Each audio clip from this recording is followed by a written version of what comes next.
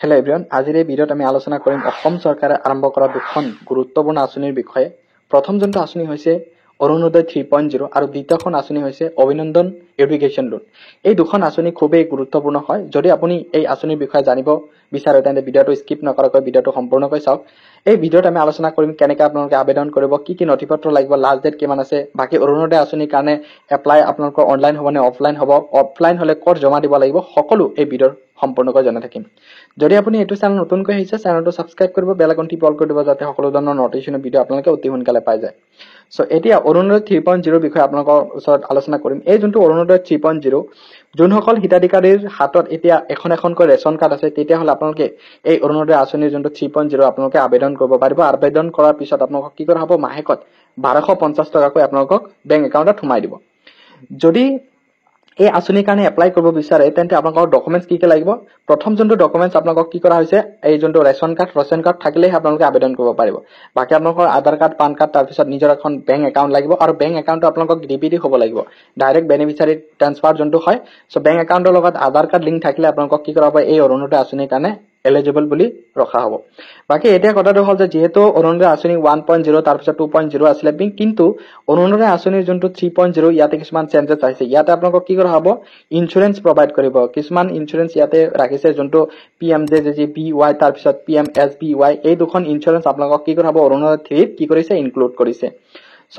ইয়াৰ কাৰণে আপোনালোকে যদি আবেদন কৰিব বিচাৰে তেন্তে হ'লে আপোনালোকে কি কৰিব লাগিব, অফলাইন আবেদন কৰিব লাগিব। যোনটো নিজৰ ডিষ্ট্ৰিক্ট ব্লক লেভেল যোনটো অফিচাৰ হয়, সেই অফিচত যাই কিনে আপোনালোকক কি কৰিব লাগিব, এখন অফলাইন ফৰ্ম ল'ব লাগিব। এনেকুৱা এখন অফলাইন ফৰ্ম ল'ব লাগিব। তাৰপিছত ফৰ্মটো ফিল আপ কৰি কিনে আপোনালোকক কি কৰিব লাগিব, সেই ব্লক যোনটো হয় আপোনালোকৰ ডিষ্ট্ৰিক্ট ব্লক হয়, সেই ডিষ্ট্ৰিক্ট ব্লকত আপোনালোকে ছাবমিট কৰিব লাগিব। এতিয়া কথাটো হ'ল যে যদি আপোনালোকে অৰুণোদয় 3.0 আবেদন কৰিব বিচাৰে তেন্তে লাষ্ট ডেট কিমান ৰাখিছে। এতিয়ালৈকে কোনো ধৰণৰ আবেদন প্ৰচেছ আৰম্ভ হোৱা নাই। যিহেতু আজি হিমন্ত বিশ্ব শৰ্মা ডাঙৰীয়াই এই অৰুণোদয় আঁচনিটো উদ্বোধন কৰিছে বা অৰুণোদয় 3.0 লঞ্চ কৰিছে। এই 2 দিন পিছত আপোনালোকক কি কৰা হ'ব, আবেদন প্ৰচেছটো ষ্টাৰ্ট হৈ যাব। কেনেকৈ আবেদন কৰিব লাগে এই চেনেলত নিশ্চয় আমি আপডেট দি থাকিম। সেইকাৰণে কৈছো, যদি আপুনি এই চেনেলটো এতিয়ালৈকে ছাবস্ক্ৰাইব কৰা নাই, চেনেলটো ছাবস্ক্ৰাইব কৰিব, বেল আইকনটি অল কৰি দিব যাতে সকলো ধৰণৰ আপডেট হৈছে। অভিনন্দন শিক্ষা ঋণ সাহায্য আঁচনি 2.0 ইতিমধ্যে অসম চৰকাৰৰ ফালৰ পৰা যোনসকল শিক্ষাৰ্থী তোমালোকে পইচাৰ অভাৱত, ফাইনেন্সিয়েলৰ অভাৱত যদি তোমালোকে উচ্চ শিক্ষাৰ সপোন বাস্তৱিত কৰিব পৰা নাই, তেন্তে তোমালোকৰ কাৰণে খুবেই ইম্পৰ্টেণ্ট গল্ডেন চান্স এটা আহিছে। তোমালোকে এতিয়া কি কৰিব পাৰিবা, অভিনন্দন শিক্ষা ঋণ সাহায্যৰ জৰিয়তে তোমালোকে বাহিৰত পঢ়িবলৈ যাবলৈ এটা চান্স পাবা বা উচ্চ শিক্ষিত হোৱাৰ এটা সপোন তোমালোকৰ যোনটো আছিলে সেইটো পূৰণ কৰিব পাৰিবা। যিহেতু ইয়াৰ কাৰণে তোমালোকৰ কিছুমান যোগ্যতা লাগিব। যোগ্যতাৰ কাৰণে যিসকল শিক্ষাৰ্থী অসমৰ স্থায়ী বাসিন্দা, তোমালোকে অসমৰ স্থায়ী বাসিন্দা হ'ব লাগিব।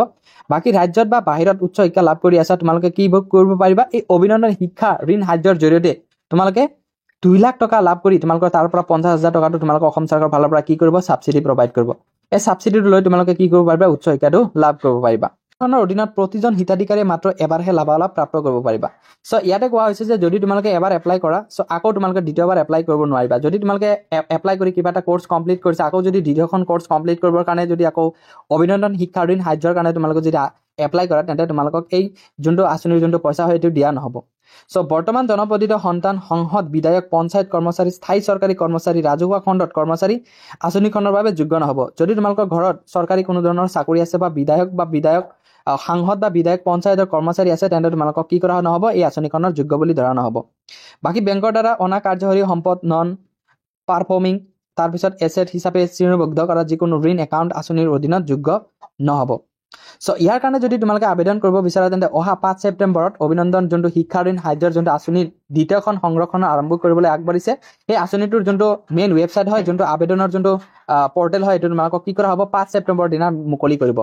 যেতিয়া মুকলি কৰে এইটো চেনেলত তোমালোকক ধুনীয়াকৈ এখন লাইভ ভিডিঅ' বনাবলৈ চেষ্টা কৰিম, দিবলৈ চেষ্টা কৰিম। সেইকাৰণে যদি সেই ভিডিঅ'টো তোমালোকে চাবলৈ বিচৰা বা কি ডকুমেণ্টছ লাগিব, এতিয়া যিহেতু কোনো ধৰণৰ ডকুমেণ্টছ ৰিকুৱাৰ্ড বা এনেকুৱা ডকুমেণ্টছ ইয়াতে মেনশ্যন কৰা নাই। যেতিয়া তোমালোকক ৱেবছাইটটো মুকলি কৰে, তেতিয়া সেই ৱেবছাইটত তোমালোকক মেনশ্যন কৰা থাকিব কি ডকুমেণ্টছ লাগিব। তেতিয়া তোমালোকক ভিডিঅ' এটা আপলোড কৰিবলৈ চেষ্টা কৰিম। যদি তোমালোকে এতিয়ালৈকে চেনেলটো ছাবস্ক্ৰাইব কৰা নাই, চেনেলটো ছাবস্ক্ৰাইব কৰিব, বেল আইকনটি অল কৰি দিবা যাতে সকলো নটিফিকেশ্যন